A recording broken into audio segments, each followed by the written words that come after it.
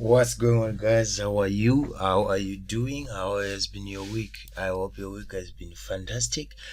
This is Shocks here, and this is Shocks Capital FX, a YouTube channel. Welcome back to the channel. If you are new, you know what to do. Subscribe. You turn on your post notification because trust me, you don't want to miss the content from this channel. Yeah, you can ask them. So, guys, this is what we are going to do today. Today, we are going to try to learn how to identify the right markets to trade.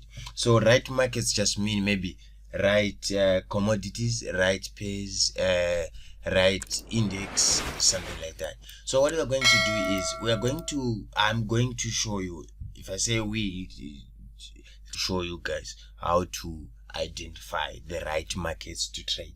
So what is the right market to trade, first of all? So what you need to do, or what you need to know about a market, is this.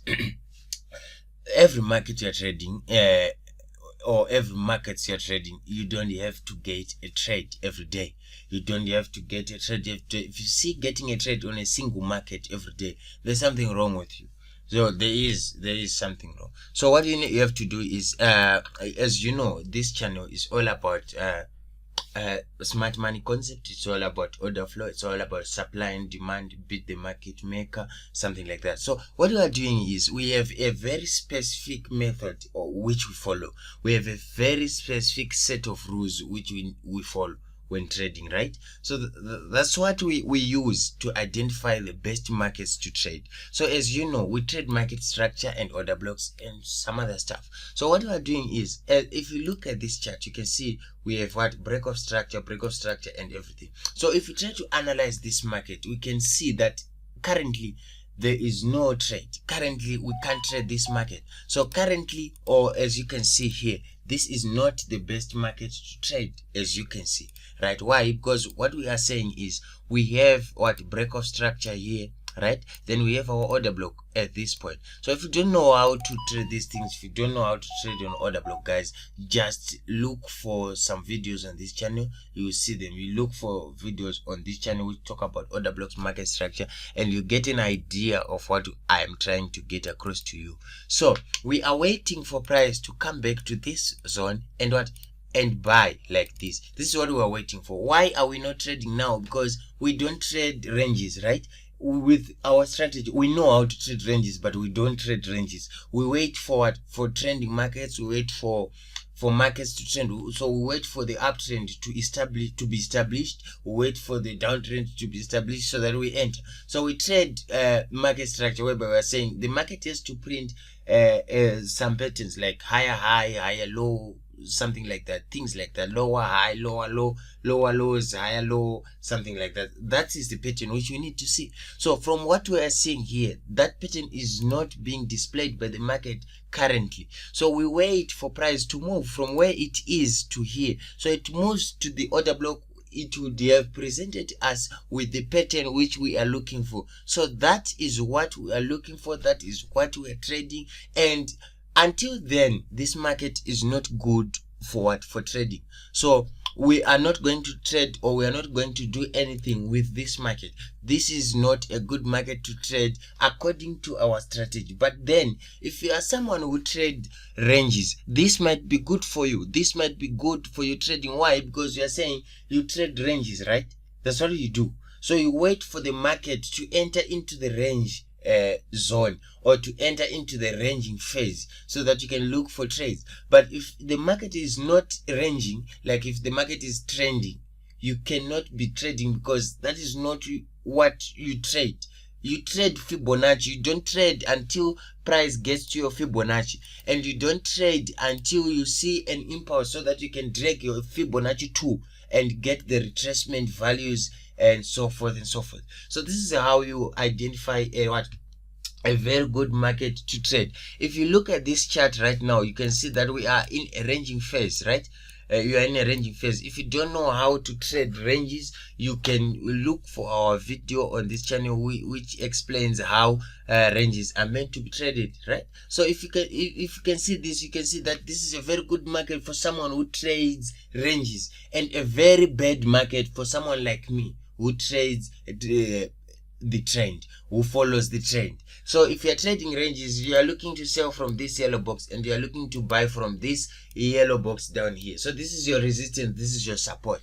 If you are a range trader, if you are a support and resistance trader, this is you, this is your zone, right? So this is a very good market for you if you are trading that kind of a market. So it's all about phases. You have to identify the phase you are in, and you have to identify what you are doing, and that is going to make you very dangerous to the market. You're going to be very dangerous because you are going to know what you're looking for. Don't be that guy who wakes up in the morning, who stares at the chart and is buying, is selling. Learn to wait. Learn to have that patience. Learn to wait for the ideal conditions for the markets which you trade. If you trade GU, if you trade GBP, JPY, you have to wait for the London session. Don't trade in the Asian, don't trade in the New York. You can trade in the New York because there's USD, right, for the GU, right? But don't trade in the Asian session when you're trading GU. Wait for the best possible conditions for that market. So that's how you identify the right markets to trade. So first of all, you have to know the market. You have to know I'm trading V25.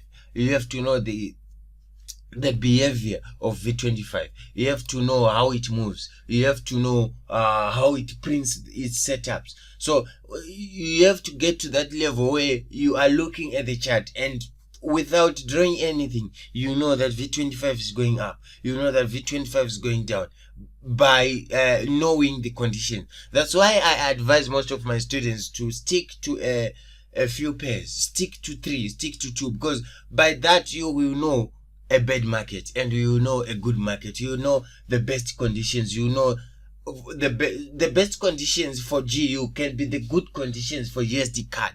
So you have to know what you need to look for every particular setup, right? So if you are someone who trades BTMM, you are looking for what? You are looking for the golden cross. If you are trading, what do I call it? The safety trade. You are looking for the peak lock. That's the golden cross, right? Then you are looking for the bounce of the 200 EMA and you are buying from here. That's what you are doing. That is a good market for you. But for me, for someone like me who don't trade using indicators, this is not a pretty chart.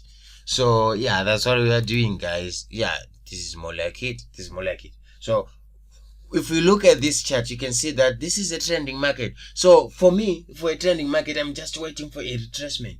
Then I join the trend. So this is V75. What I'm waiting for is this. I'm waiting for V75 to get back to this. Then I can do some magic. I can be dangerous to the market. I can't be dangerous at each and every point in a chart.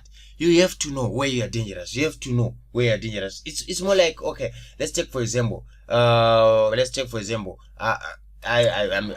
going to assume that you guys watch superhero movies, right? So we all know Aquaman, right? Aquaman, that guy who fights in the water, what.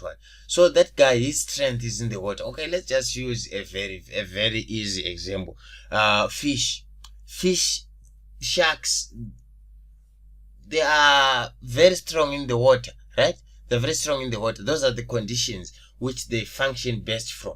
If you take the fish from the water and put it on the ground, it will die, right? This is what is going to happen to you. You are going to die. The market is going to kill you if you try to trade outside the best conditions for you, the best conditions that you have drafted for yourself, the rules which you have drafted for yourself. If you shift from that, the market is going to kill you. The market is going to kill you. Everyone here can testify. The market is going to kill you. A real death.